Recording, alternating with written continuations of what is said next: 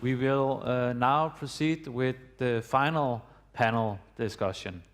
And in the final panel discussion, we will invite, we have selected 3 persons to come up here and sit with this table, and they will get the quite difficult task, but to answer, to reflect on the 3 main questions for this conference in the light of what we have just heard of summaries, and of course also reflections in relation to our 4 keynote speeches. So I'm very glad that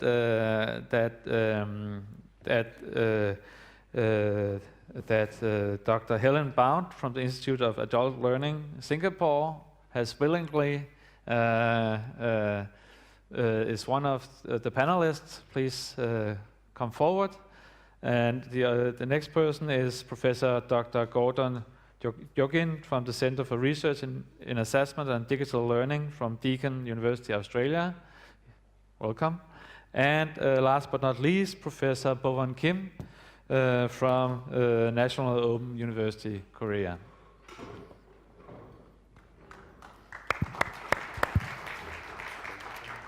You can just open them up.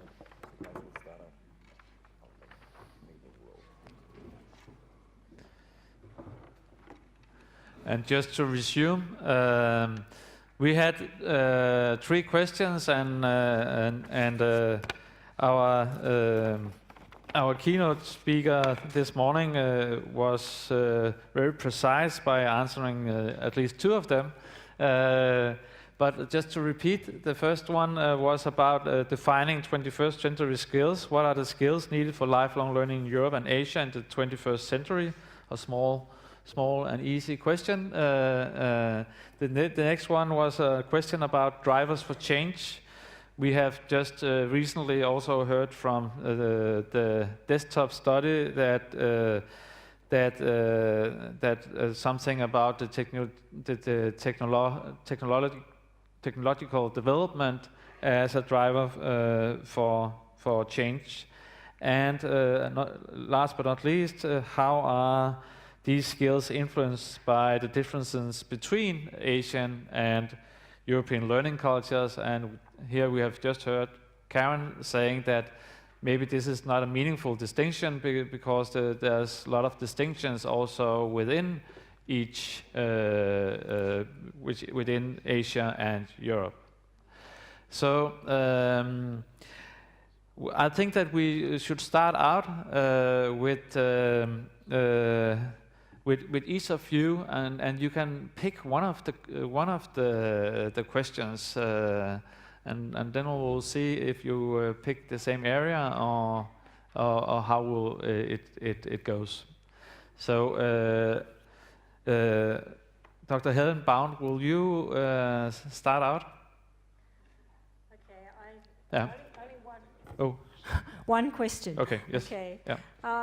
Maybe I'll start with the first one, the defining the 21st century skills. I think what we heard from the workshop report backs this morning, I would strongly agree with. There is a deep unease in the room, I think, about simply defining these skills. It's much more problematic. And from the point of view or from the perspective of a workplace, I think the whole discussion around competency and the breaking down in competency-based training frameworks as it is done, which is different approach to competence from the professional competence.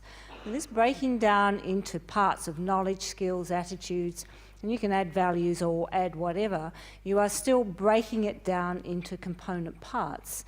And I think the British Columbia example that we heard about this morning from Milno Tajuma was something that's actually been happening in certainly Australian schools for a very long time, and that is this doing, understanding and knowledge or knowing I know they're different, but so the emphasis then is an integrated approach.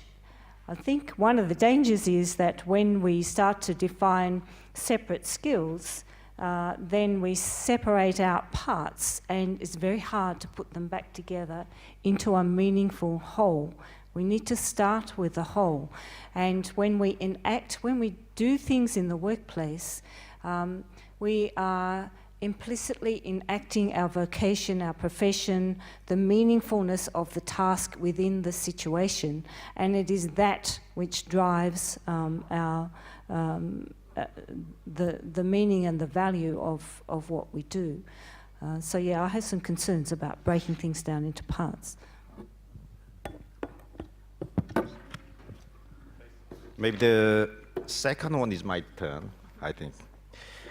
You asked the drivers for change. Now I am working for the ASEM LLL Hub as coordinator for research network number 1. So number 1 research network deals with the development of ICT skills, ICT, e-learning, and cultural e-learning. Here in the morning, as Professor Mulder have shown, there are so many 21st century skills were there. So many international organizations, projects, and proposals, including you always from OECD. So many categories and subcategories. So from so many 21st century skills and competencies, I think it's reasonable, or yesterday morning, President Mansour used the word meticulous, attention to the details. In that sense, I think we can select or choose some core competencies or more important or more repeatedly appearing competencies.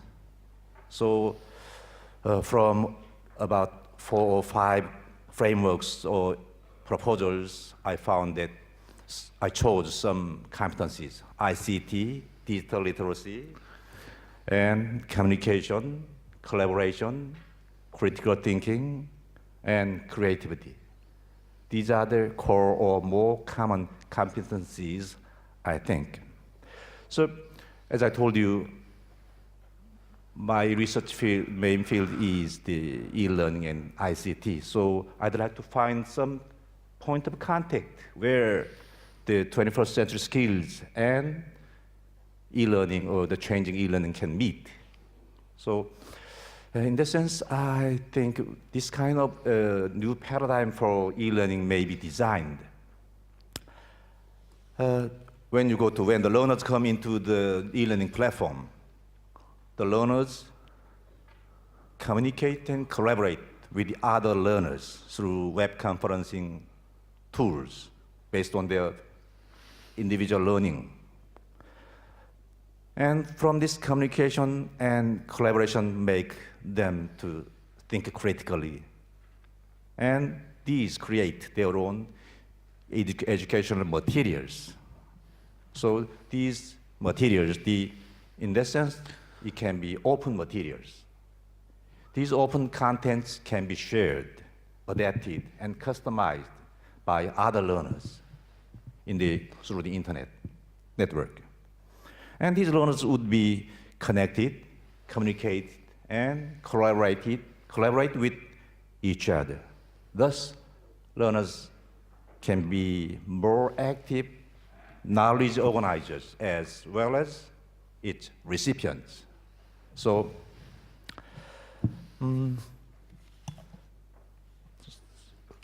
this circle of knowledge production and consumption shows that learners are enabled to improve their basic competencies such as creativity, critical thinking, and collaboration and communication. That's my idea. Thank you. Okay, thank you.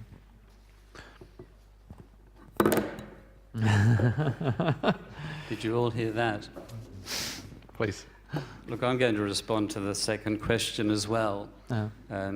The drivers for change, and perhaps adopt a more sceptical approach to this question, and it'll certainly be an Australian-driven response that I'll be offering, because I think one of the drivers, or two of the drivers for change in an Australian context are political and economic. The Australian government has now enshrined in legislation a requirement for each program in a higher education institution to specify program-level learning outcomes. Now, program-level learning outcomes are very similar often to 21st century skills. There's a considerable overlap between the notions of 21st century skills and competencies that we've been discussing here and the notion of the broad outcomes of any university education expressed at a program level.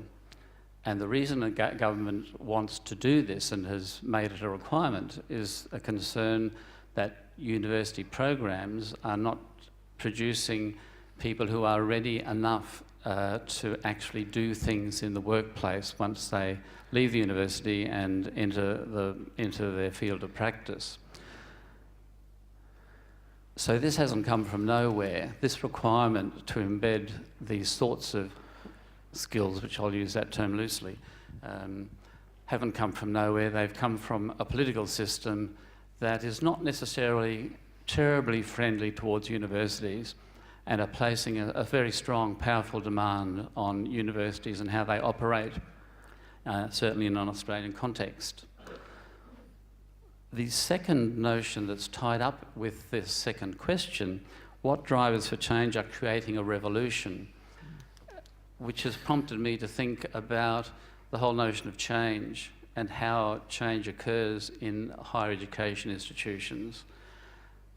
And I think we need to question whether top-down approaches in an Australian or an Australian kind of context, I'm not sure how relevant this will be internationally and across Asia and Europe, but the notion that a top-down approach where a government or a university indeed says that this is what we're going to do actually happens.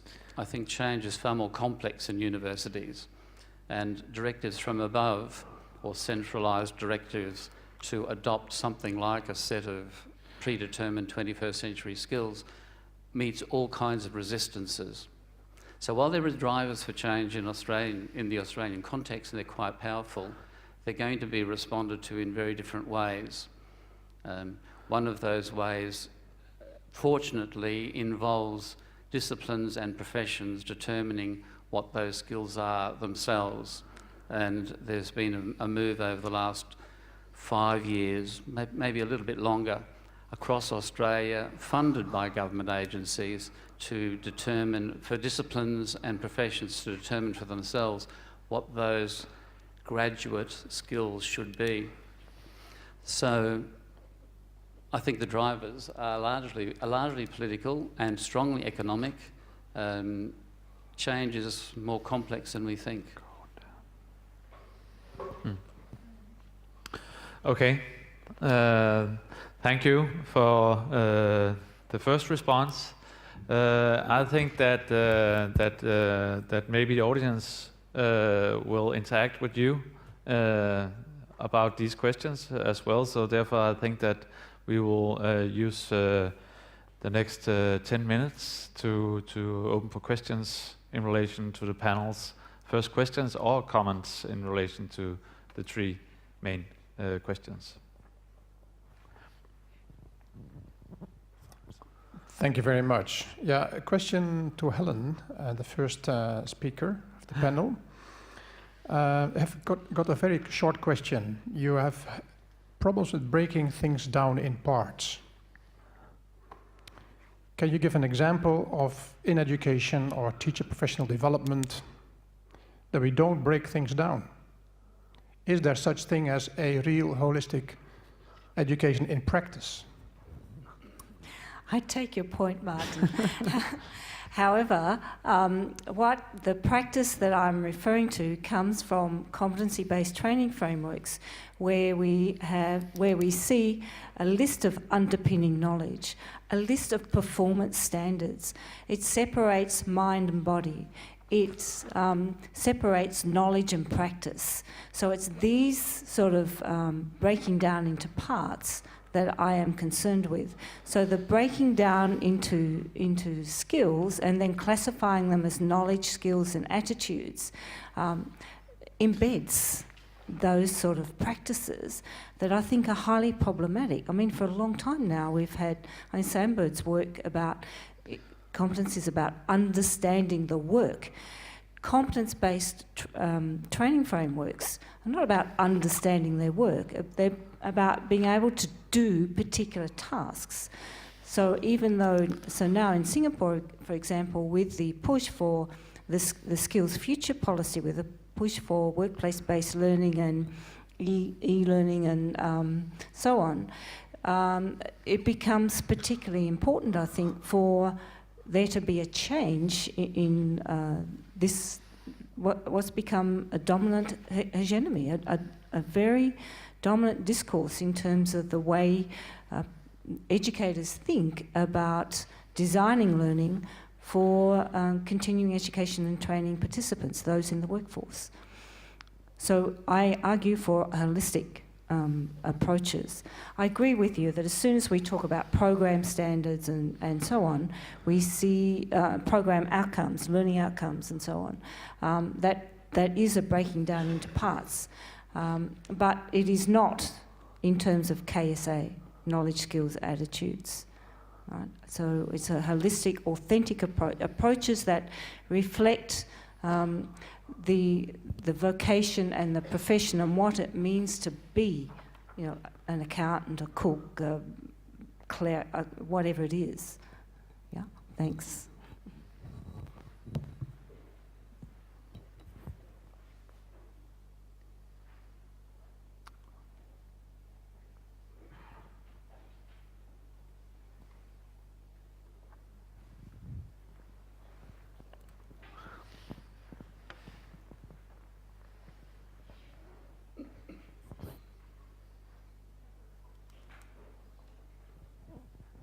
Okay, thank you. I have a question for you, Gordon.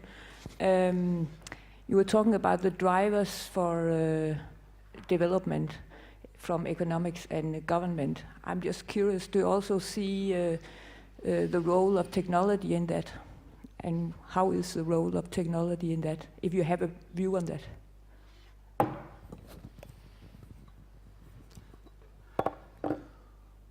I should start by saying that's a very good question, and I don't know what the answer would be. I'm not aware of technology being part of this discussion in an Australian context.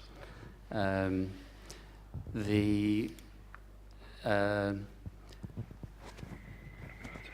work that's been done to generate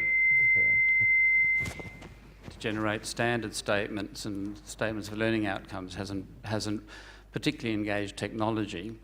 The use of technology by competent practitioners may enter into some descriptions, but usually the technology is simply not mentioned in the graduate learning outcomes that have been generated.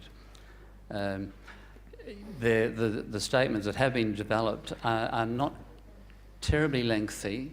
They typically consist of maybe 5 or 6 key abilities, which are then broken down into other abilities, and in some disciplines more than others, technology probably gets a mention at different points within that. So that's probably not a terribly satisfactory response to that question. I think the concerns are usually are beyond technology, but will incorporate technology where the use of technology figures really prominently in communication within a field of practice, or is central to that field of practice itself, where it simply becomes part of the sort of content knowledge that's required.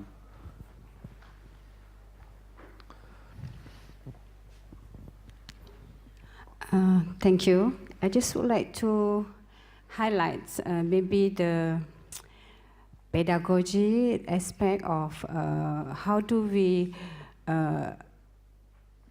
implement the development of the competence. For example, we are looking about the integration between the generic skills into the content, for example, and how the strategy can highlight explicitly.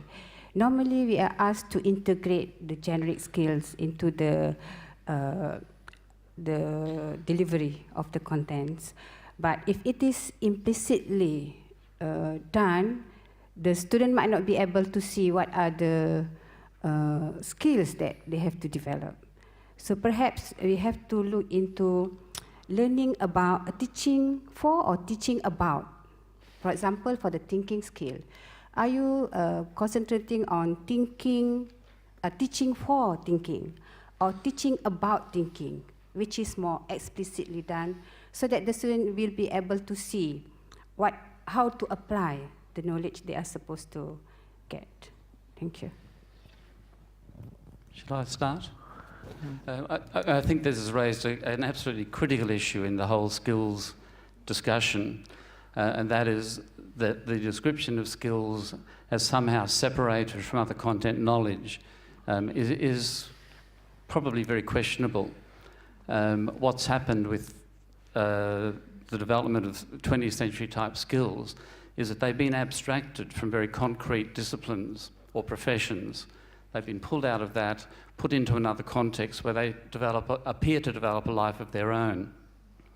And it's a life that I don't think is sustainable, separated from substantive disciplinary or professional or technical or whatever knowledge. So I think we're dealing with a real problem here. Even if we're talking about this, I think that indicates a difficulty. I don't think most in university context, and the graduates of university programs think of skills as somewhat separate to the stuff that they're dealing with in their day-to-day, in the content that they're working with. I think it's a really very false dichotomy. And it also highlights the difficulty of teaching these skills in programs where there isn't a very strong emphasis on doing things. The skills are always thinking about how to treat a sick animal, thinking about what to do with a dying patient, thinking about how to build a bridge or whatever it is. The thinking doesn't exist apart from the stuff that's being thought about, and we've got ourselves into a bit of a muddle, I think. And I think this is one of the reasons why the whole notion of 21st century skills, graduate attributes, core competencies, in an Australian context have really not developed greatly since they became part of the discussion in around 1993. 21, 22, 23 years later, we are still talking about the same sorts of things and the things that you're raising. But in terms of developing these skills, they're very difficult. They need to be malleable in the context of the disciplines. That is, our second keynote speaker used that word, malleable. They need to be teachable. They need to be things that we can describe in terms of some kind of progression, and they need to be things that we can assess.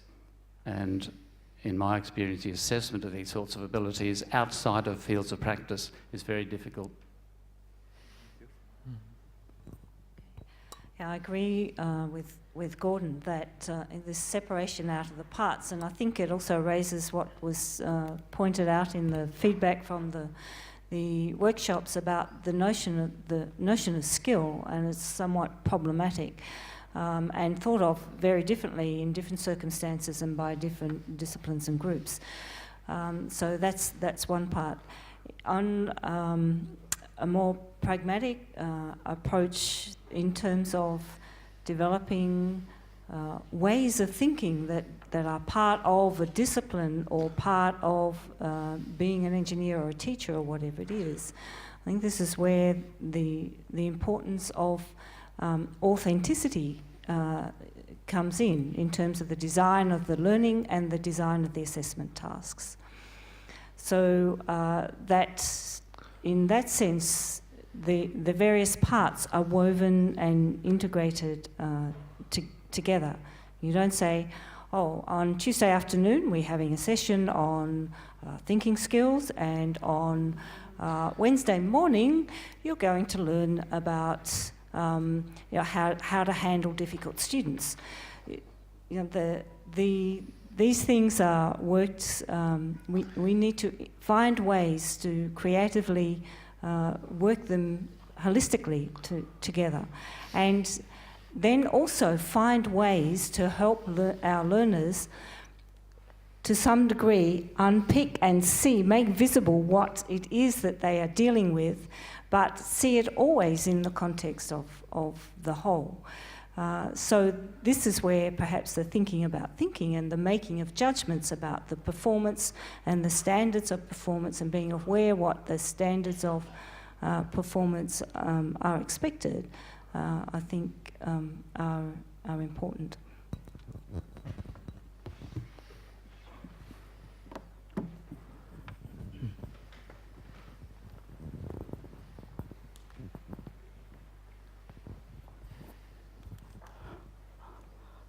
From the two-day deliberations, most of the presenters talk about developing that individual independent thinking is one of the most prominent skills for 21st century. But if you see the kind of things happening with the disruptive technologies that we have it, perhaps the remembering power, which is inherent in individuals, human beings, has gradually deteriorated. If I look at myself, probably a couple of years back, I used to remember the phone numbers of my friends. I used to do little calculations with my own mind. And today, probably with the mobile that I have, I don't remember the numbers.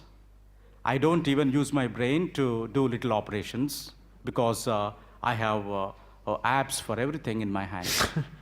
Therefore, I'm absolutely depending on technology rather than having a kind of an independent an individual. I think looking into this perspective, how this 21st century skill is really helping individuals to be more independent and more creative. So the creative part is one. We say that, you provide inputs and then the process will take care by the computer. Perhaps no process is actually happening in the minds of people. So we are depending more and more on computers and disruptive technologies. So my question here is, what actually is the difference between 20th century and the 21st century that we are so much talking about the essential skills? Probably the technological innovations that we have it, or probably the kind of access to technology that we have in 21st century. So how do you react to this from the three questions you talk about? Thank you. As I told you, I'm working for one of the members of the research network #1. So ICT, e-learning. And shall I tell you my first personal experience? In 11 years ago, I was here in this university when this hub first established. At that time, around 40 or 50 professors gathered here. What research can we do? What categories we make? And the #1 category was e-learning. At that time, I was rather surprised and rather curious. ICT, e-learning, that's okay. But at the end of the two words, there were the culture of e-learning. So the research network #1 named development of ICT, e-learning, and the culture of e-learning. The culture of e-learning. I think, I don't know, this could be a full answer to you, but this can be a kind of indirect answer to you. Myself, I'm working for my university, the Open University in Korea, for more than 20 years. Around 150 professors working there. In that, so also, the ICT and e-learning technology has reached the top of the line in the world, I think. But lots of our professors also say, what are you going to do with e-learning? Still, human beings are there in the heart of learning, they say. So yesterday in our session, also a professor asked the similar question. We also agree that human beings are at the center of learning.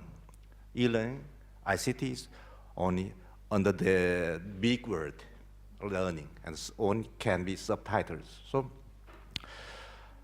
the culture is very important, I think. If I have time, I share like another experience. The culture of e-learning is very important, and e-learning changes the culture of learning, I think.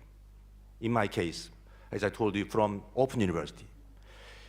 At KNOU, in a year, there were 1,000 courses are offered, and 100,000 students access and learn the courses.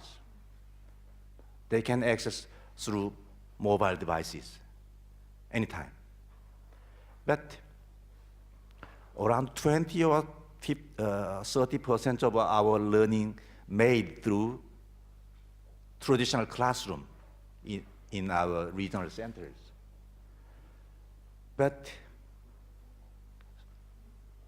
Korean students in their traditional classrooms like this one, still they are not easy with professors. Professor, you said like this, I have a question. It's not easy. Now our question is between Asian and European learning cultures. So, but when they come to the learning management system, LMS, or at other point, at my professor's bulletin board, they come in and ask questions. Professor, that's more easy for them. It makes them comfortable. E-learning changed the culture of learning. So I don't know if this can be an answer, but that's my answer. Could you repeat the question or text it to me, please? I can't remember it. Sorry. The issue of whether technology is destroying memory is an empirical one. It was first raised, to my knowledge, in a work called the Phaedrus by Plato about 2,500 years ago. His argument was that writing was going to destroy memory because you'd have people who could just look things up in a book and wouldn't need to remember anything. In a section of the Phaedrus under the heading, I think it's either the superiority of the spoken word and the inferiority of the written word.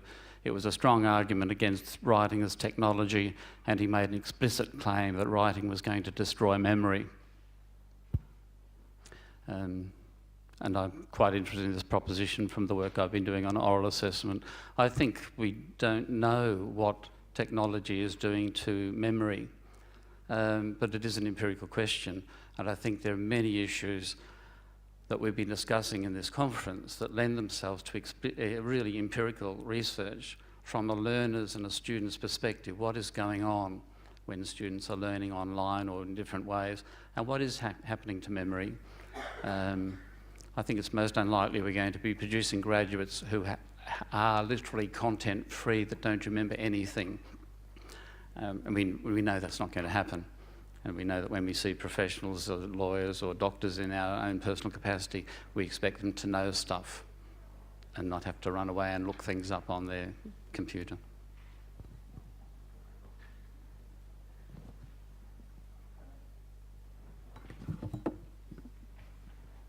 The last question. Oh, okay. Yeah, my name is Chun Yan Thon from Cambodia. I just want to have a short comment. For my idea, I think that the 20th century skill and 21st century skill are the same, The difference is in the 21st century, we use ICT as a tool.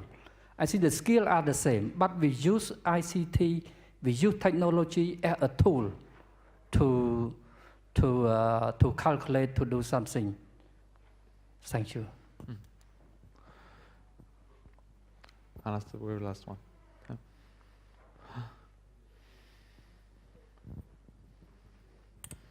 Thank you. Just one comment about e-learning. The research from OECD, from PISA has shown that the more use of technology does not mean the better the student outcomes.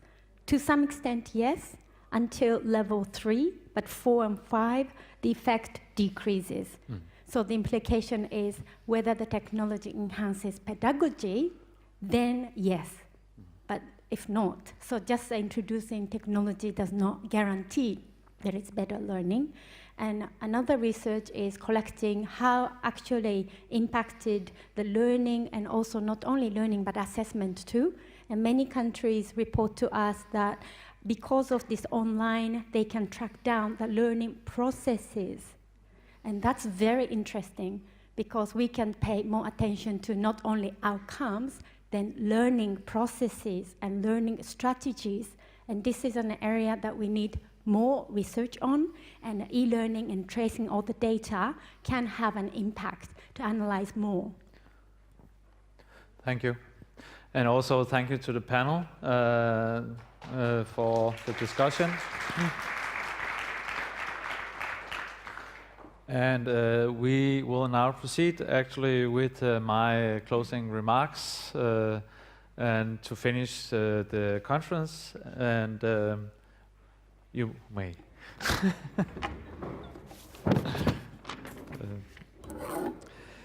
To finish the conference,